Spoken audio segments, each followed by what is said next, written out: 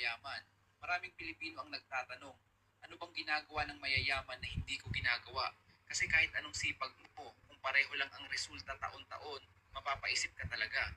The truth is, hindi lang ito tungkol sa laki ng kita. Nasa habits at daily decisions mo yan. Ang mga taong yumayaman, may mga ugali silang ginagawa consistently kahit walang nakakakita. At kung gusto mong umangat, kailangan mong simulan ito. Una, hindi sila maingay sa nangyayari sa kanilang buhay. Hindi nila kailangan i-post lahat ng wins nila o ipakita sa iba kung ano ang meron sila. They move in silence and let their results speak. Habang ang iba abala sa pagpapakita, sila abala sa pagbuo. Kasi alam nila na real growth happens quietly at hindi kailangan ng validation ng ibang tao para umusad. Pangalawa, they track their money religiously. Alam nila kung saan napupunta bawat piso. Hindi sila basta gastos ng gastos. May awareness sila.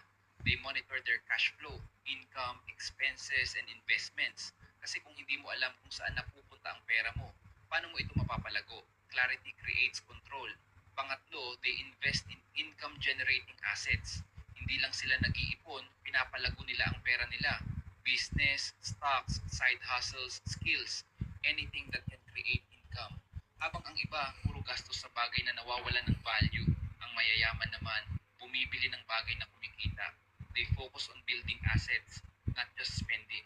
Anyway, kung gusto mo ng libro na makakatulong para umunlad ka sa buhay, check the link in my bio or sa comment section. Pang-apat, they practice delayed gratification. Hindi nila binibili agad lahat ng gusto nila. Kahit kaya nila, marunong silang maghintay. They understand that short-term sacrifice leads to long-term gain. Habang ang iba inuuna ang deserve ko to, sila inuuna ang future nila. Discipline over emotion. That's the difference. At panglima, they continuously invest in themselves.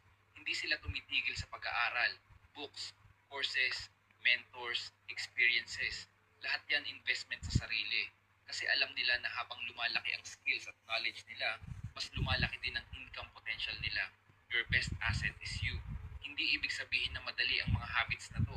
Sa totoo lang, mahirap siya sa simula, lalo na kung sanay ka sa ibang paraan. Pero tandaan mo, lahat ng malalaking pagbabago nagsisimula sa maliliit na habits.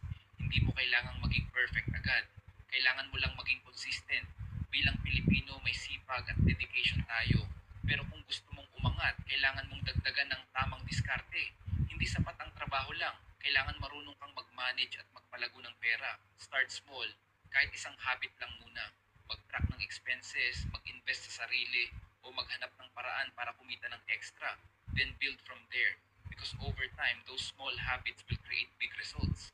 Hindi mo kailangan maging mayaman agad. Ang kailangan mo lang ay magsimula ngayon. Dahil ang future mo nakadepende sa ginagawa mo araw-araw.